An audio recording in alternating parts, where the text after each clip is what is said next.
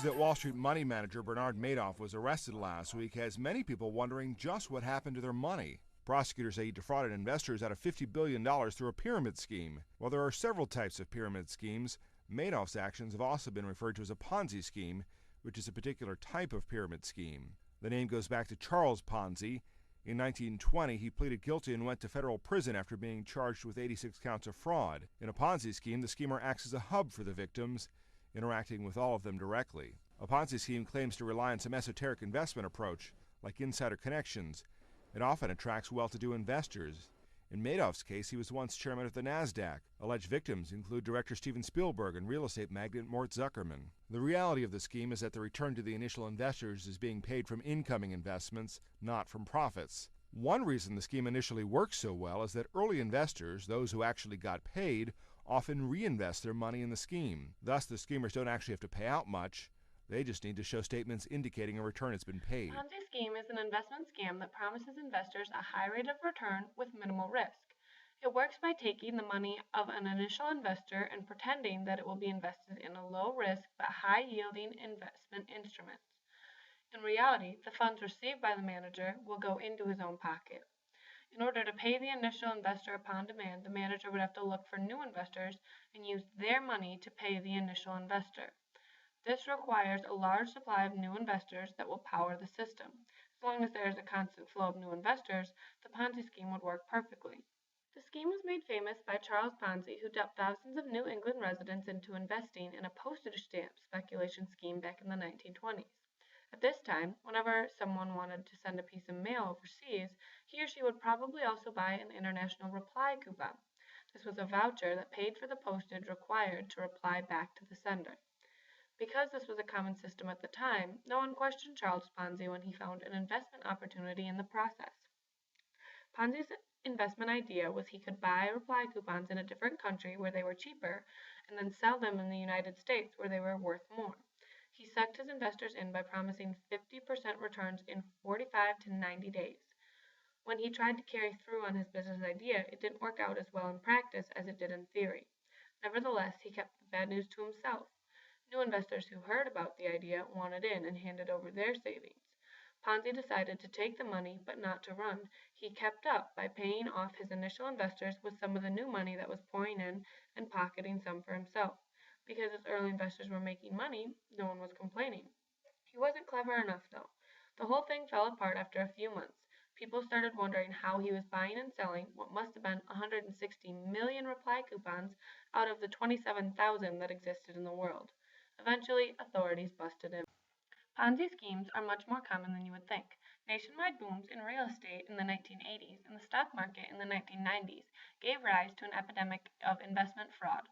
According to the Securities Exchange Commission, or the SEC, and the North American Securities Administration Association, or the NASAA, scammers pitching phony security cost U.S. investors between $10 and $15 billion a year. That's more than $1 million every hour. Many of these scams use the Ponzi method to stir up business.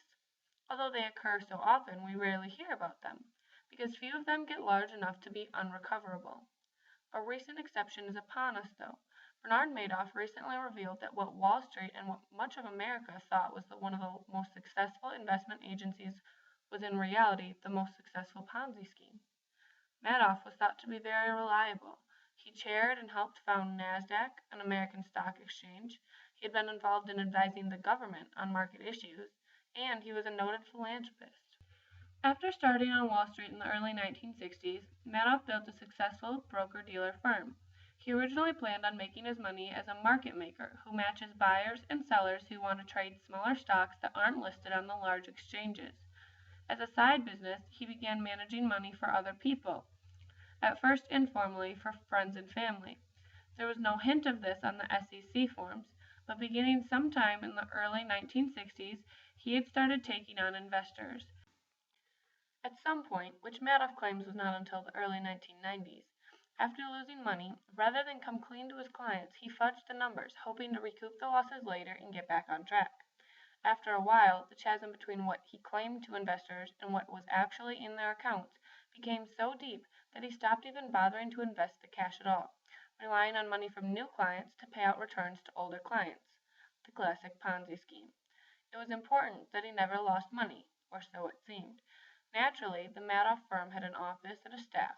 The staff sent out statements showing that Madoff had delivered on his promise of 12, 20, or even 46% gains month after month. He would promise different investors whatever percent of return it took to get them to invest. How he generated these returns was always a mystery. He claimed to be offsetting the downside risks of his stock purchases by selectively using options to hedge the portfolio, but the very secrecy added to his mystique. Though word of mouth, he soon began attracting outside investors, spawning a cottage industry of various types of feeder funds that channeled assets his way. Although Bernard Madoff did not invent the Ponzi scheme, he did bring them back into the spotlight for millions in the U.S. who have been reading the news. The Madoff scheme also changed how the U.S. Securities and Exchange Commission, or the SEC, handles these types of complaints. According to the SEC, it will now change the way complaints are handled, work on insider cooperation, and keep investors safe. The SEC plans to revamp its system for handling the massive number of complaints and tips it receives each year. The SEC also created an office for market intelligence to help bring complaints and information to the same place for more effective investigation. As part of the Dodd-Frank Act, whistleblowers can get handsome payoffs for ratting out crooks, up to 30% of the fines that the SEC recovers, which can stretch out to tens of millions of dollars. The SEC will now put formal agreements in place with insiders who can offer evidence, which would mean that person can see a reduction in sanctions, and the investigation into potential security fraud could get started earlier and yield stronger cases. The SEC put rules in place to help protect investors from fraud, including additional exams and reviews for financial advisors. In addition to these changes, the SEC is also putting in place wide-reaching improvements to their own internal controls, training requirements, recruitment activities, and resources.